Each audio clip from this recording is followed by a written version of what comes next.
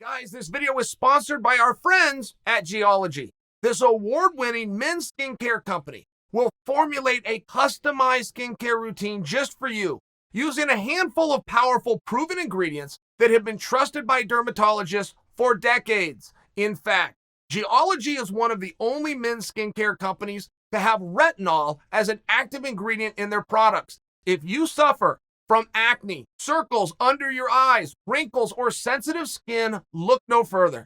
To get started, take Geology's 30-second diagnostic quiz, and their team of dermatologists will design and ship a regimen directly to your door. It is that simple.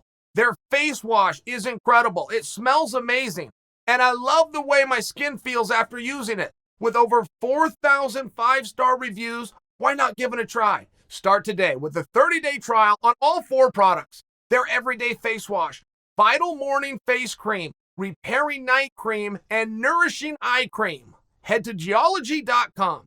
Take their free skincare quiz, and with this exclusive offer, you will save 50% off your first purchase, or just click on the link below. Nate Diaz, Khamzat Chimaev, what do you make of this? I mean, what do you make of that? Where's your temperature? Because I'll tell you, I'm nothing more than a fan. I'm in the same spot as you guys. And I felt a little bit bummed. Right? I came down a little bit because I thought we were going to have Ferguson and Nate. I thought that that's the direction we were going. I got a source. My guy Tommy told me. I spoke with Nate, knew that's what he wanted to do. He made that public so everybody knows what he wants to do. Tony fired back. Boom. Seems like we were going to have a fight, right? And there is something where these guys are on very similar paths, and these guys offer something that they bring to the table that very few athletes have, which is nostalgia. 2 veterans, 2 fan favorites, similar paths, ultimate fighter, similar backgrounds, black belts in jiu-jitsu. So many things that are the same. So many things about Tony Ferguson and Nate Diaz fighting that I stand back and go, what do you mean they've never fought? These guys never met up. Did they grapple somewhere? Did they used to train together? They're both in California. I mean, in all fairness, you're telling me that Nate and Ferguson have never touched one another? Tell me more. You have me curious. How could that happen? I've sparred with both of them. I live in a different state. I'm 2 weight classes different. I mean, in all fairness, we all cross paths. You're telling me that these two, you're telling me the state of California is big enough where these two never met up? You have my attention. So a lot of things that I was very excited for. And what are you trying to get out of it? Like, what are you trying to get? What is your agenda? And very seldomly do you get to disclose that and then get it your way, right? I mean, it's one of the arts of the deal. You got to keep your business. But this Nate one seems to be very in line with the rumors that came out online. That Nate Diaz versus Jake Paul. Nate, go get free. Dana confirms Nate's got 1 fight left on his contract. So if these rumors that we've been told are all true, and I have no reason not to believe them, that makes a lot of sense to me. I get that. But if that is true, and Nate's number 1 objective is to get that fight done, right? Just like in high school, get that paper turned in, get it to the teacher. Expediency matters here. To hell with it if I get an A, or to hell with it if I get a C. I got to get this paper. I got to get it to the teacher quickly. Okay. Then let's have a real hard talk, because anything can happen in those fights. Does Nate Diaz get more of a bounce or take more of a hit? Same question, just which side of the coin do you want to look at? Beating Tony Ferguson or losing to Khamzat Chimaev? If Nate is going to want to be free, to want to go and do this Paul thing, to get this paper turned into the teacher, expedience is the key. Does he take a hit getting beat by Chimaev? Does he get a bounce beating Tony Ferguson? I'm asking you. Because I've never seen anything that Nate Diaz has done ever that's hurt him. Ever. I could not give you one example. I know he was not happy to lose his fight all the way back to Benson Henderson for the championship of the world. I will share for you, it did not hurt him. As a matter of fact, he had much bigger fights later in life. He lost to Leon Edwards. He won 2 seconds of the fight. He claimed that that's the only 2 seconds that should have been judged, and people gave him a standing ovation. And he made me think, in all fairness, Nate made me think. He goes, well, it was the high spot of the fight. The high spot's the only part that generally matters in a fight. I won this fight. Okay, did he? Maybe.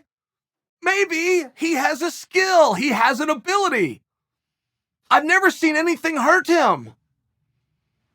And going into that fight, what all could he get out of Tony? And I'm asking you the question. I don't want to answer this, but let's look at the good and the bad. He's either going to win or he's going to lose. Pretty straightforward. Now you want to get more extreme on that? All right, he's either going to dominate or he's going to get his ass kicked. I mean, is there anything that you could look at, any way that he comes out, where you're not still very interested in Nate Diaz? Tough question. How do you see the future, right? There's no crystal ball. How do you know? But with Nate, does it matter? The most fun I have ever had at a weigh-in in my life was in California, and it was Nate versus Pettis, and they were not the main event. The heavyweight championship of the world was contested. The most fun I have ever had was Nate Diaz in California at that weigh-in versus Anthony Pettis. I have never been in a weigh-in that had that kind of energy in a building. That building was absolutely packed. Okay, great. Well, a number of weigh-ins get packed. Yeah, that's true. But these fans waited in line. These fans sat down an hour early to make sure that they had their seats so they could cheer for Nate, who made weight earlier in the day. It was nothing more than ceremonial. They're not going to hear him talk. They're not going to see him fight. They want to look at the man. And he sold out an arena. That is incredible power. That is really quite remarkable. He then goes into Madison Square Garden. He sells that out with a record gate for that venue. He goes into Arizona, sells that venue out. There was 2 title fights that night. Nobody got a bigger reception. Nobody got a bigger pop from the crowd than Nate Diaz. So we've never seen anything hurt him. Let's say he fights Chimaev. Let's say he not only loses Chimaev, he gets mauled. It looks like Nate's only part there anyway. I mean, it looks like he's thinking about doing this boxing thing. I can't confirm that to you, by the way, but I believe it. I saw the rumors. I saw where many of the pieces started to come into place. I believe it. So if what we're looking about is to get this paper turned in, get free expediently, that's what you have to offer, and you got to put something else, which might be an ass whipping. I mean, in all fairness, there's no promoter in the world that allows a guy to go out on top. That would never happen. Even if you're writing the script, even if you're Vince McMahon, you never let a guy leave with the shine. But in Vince's world, no guy would ever try to do that. They will always put the other guy over because somebody else did it for them. That's the way that business moves forward. But I only share with you, whether it's scripted or whether it's unified rules, the principle is the same, which is I have an obligation to my guys. And if you're on your way out and not going to be one of my guys, then I have an obligation to this person. That'll never be spoken. No promoter's ever going to use the words that I just said, but we understand it, right? So we understand where Chimaev and shining this guy up. We understand these things. So let's just say that Nate, who's only got half his mind in this sports anyway, is going to come in and fight a guy who's won more fights than he's ever been hit. You guys aware of that on Chimaev? He's won 4 fights. He's been hit 1 time. That is a crazy stat. I'm just asking, if you were to look into the mythical crystal ball that we don't even have, is anything going to hurt him? Is there any scenario where Nate goes backwards? Is there any scenario where Nate, even if he's going over to the boxing world with Paul, is not a massive, must-attend, must-see event for you, the fight fans? Very hard to actually know the answer to that question. Very hard. But it's still the question. And it's still what's going to have to be weighed. It's going to have to be weighed back and forth. Nate did everything right. He saw Tony. He thought that match made sense. He knew you guys loved it. He understood the style. He did everything right. He tried to get that fight. He tried to steer his own career. Nate did everything right, but now we're in a different situation. Sometimes 2 + 2 is not 4. Nate did everything right, 2 and 2 together. It doesn't equal 4. He tried. He's now in a different situation. That situation is Chimaev. And all we're attempting to do today is to guess.